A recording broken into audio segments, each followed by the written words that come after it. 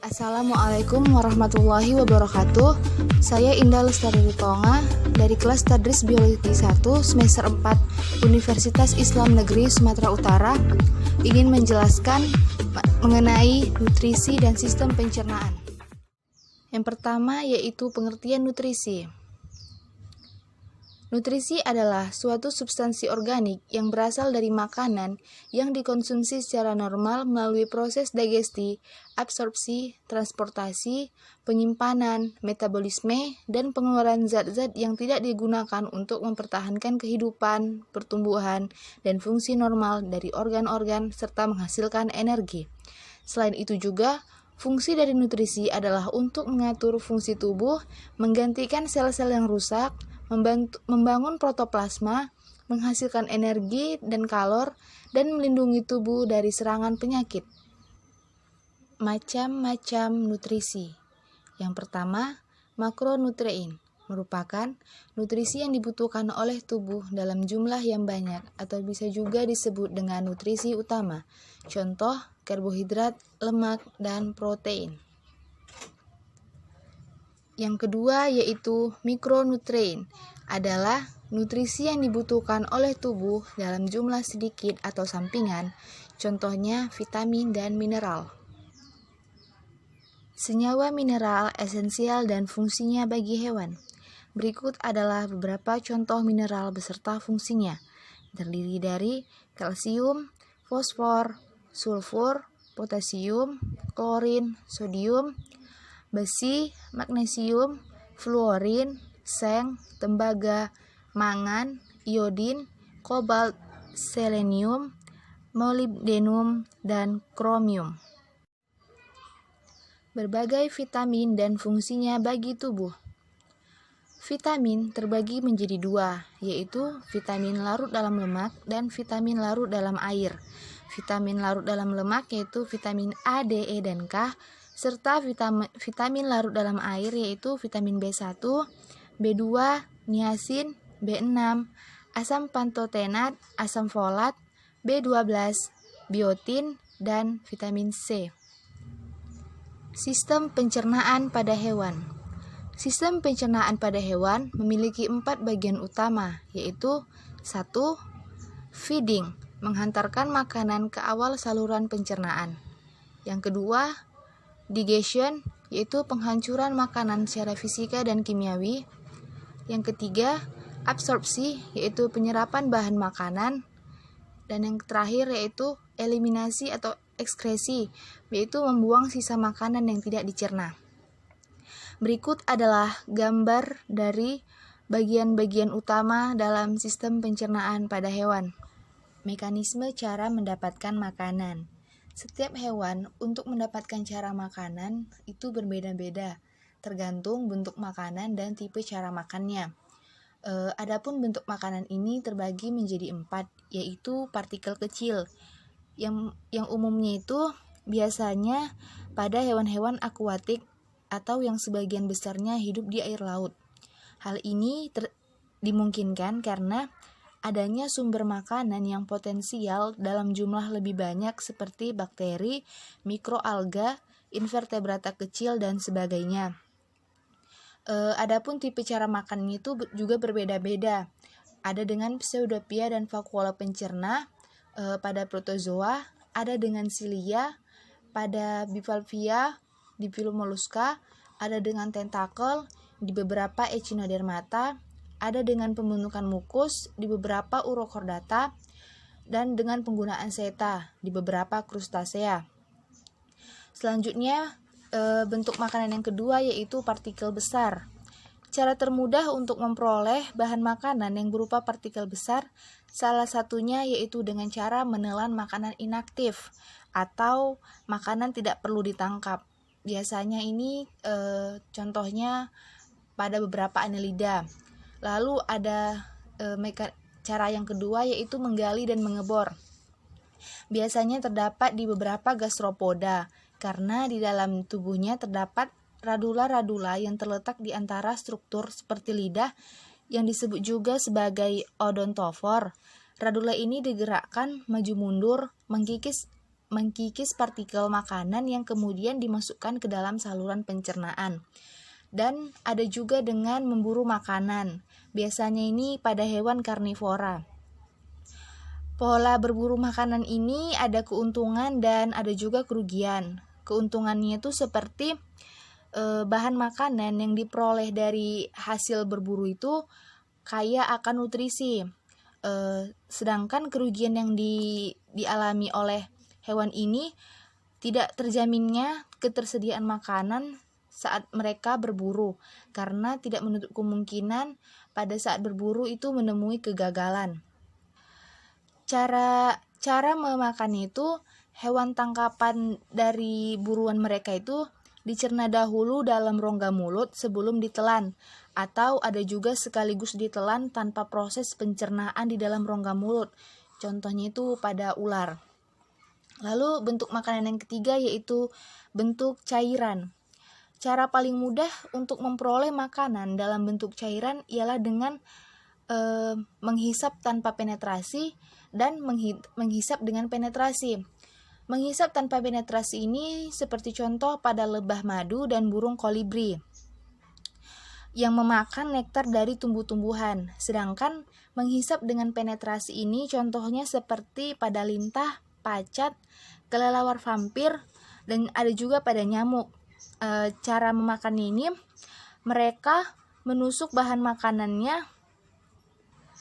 Maksudnya mereka menusuk bahan makanannya itu diperoleh dengan cara menusuk tubuh hewan dengan menggunakan alat khusus dari mulutnya. Selain itu juga di beberapa serangga memiliki enzim pencerna di dalam tubuhnya, memiliki enzim pencerna yang di dalam tubuh hewan yang dihisapnya, sehingga dapat dengan mudah menyerap bahan makanan berupa cairan tubuh tersebut. Lalu bentuk makanan yang terakhir yaitu makanan yang siap serap. Tipe cara makan ini juga terbagi menjadi dua, yaitu absorpsi melalui permukaan tubuh.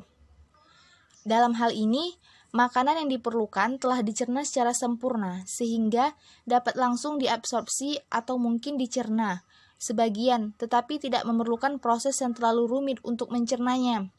Contohnya itu seperti endoparasit yang hidup pada saluran pencernaan.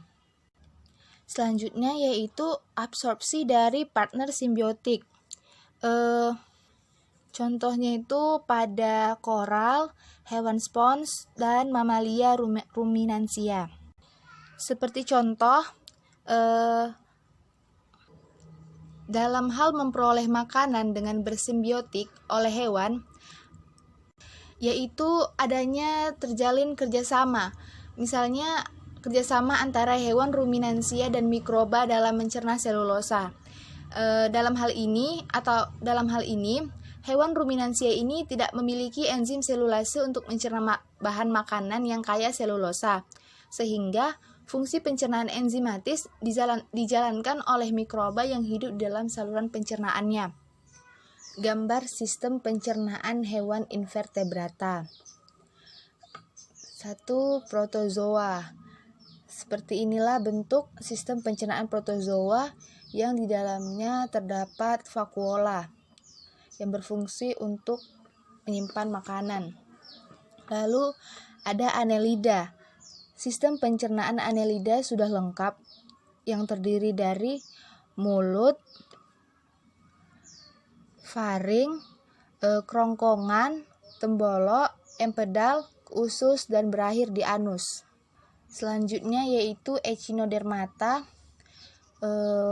untuk spesies bintang laut. Makanan ini masuk melalui mulut.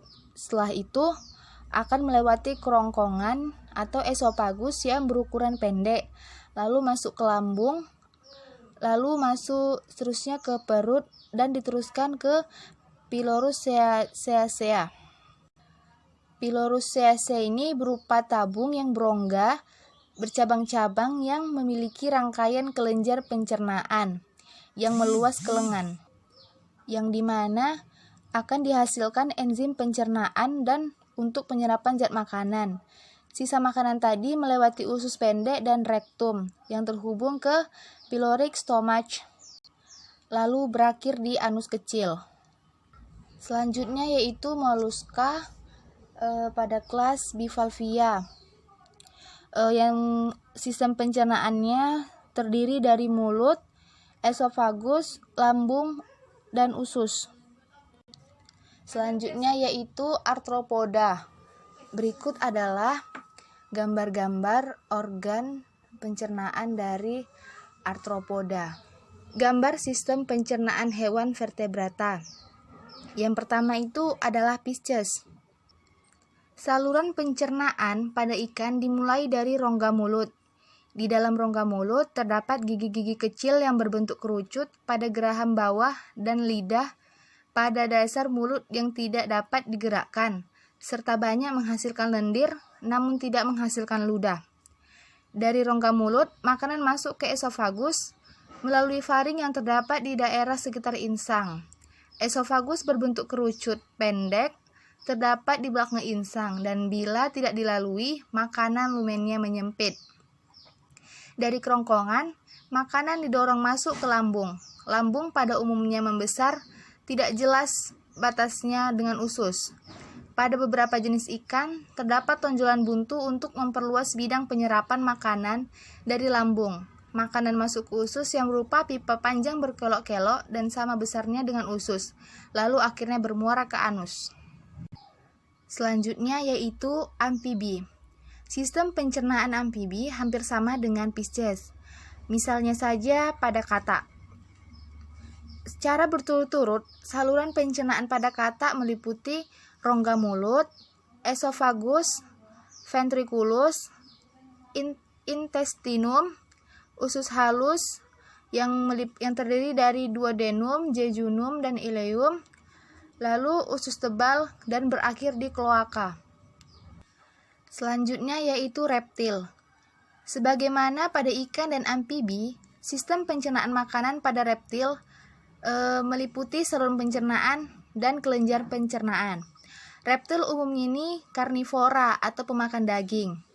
Secara berturut-turut, saluran pencernaan pada reptil meliputi rongga mulut, esofagus, menuju lambung, lalu ke intestinum dan berakhir di anus. Selanjutnya yaitu sistem pencernaan pada aves. Misalnya saja pada hewan unggas. Hewan unggas memiliki pencernaan monogastrik atau perut tunggal yang berkapasitas kecil. Makanannya ditampung dalam crop, kemudian empedal atau gizzard terjadi, penggilingan sempurna hingga halus. Makanan yang tidak dicerna akan keluar bersama ekskresi. Oleh karena itu, sistem pencernaan pada unggas ini berbentuk cair. Unggas mengambil makanannya dengan paruh dan kemudian terus ditelan. Makanan tersebut disimpan dalam tembolok untuk dilunakkan dan dicampur dengan getah pencernaan proventriculus dan kemudian digiling dalam empedal. Tidak ada enzim pencernaan yang dikeluarkan oleh empedal unggas.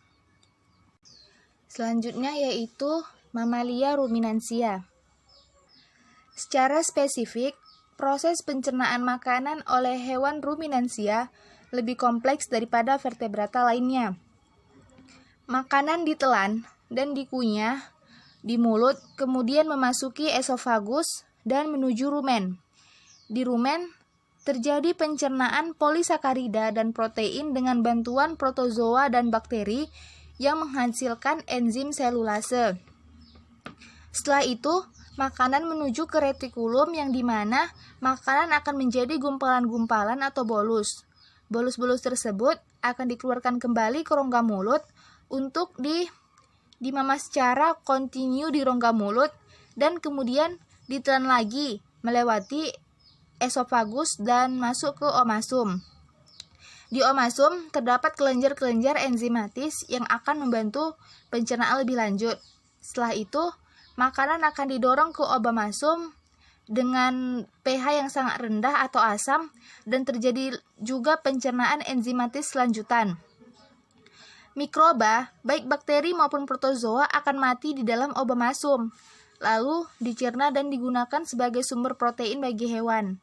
Dari Dari abomasum, makanan akan didorong ke intestinum yang dimana akan terjadi proses absorpsi normal seperti pada hewan lainnya.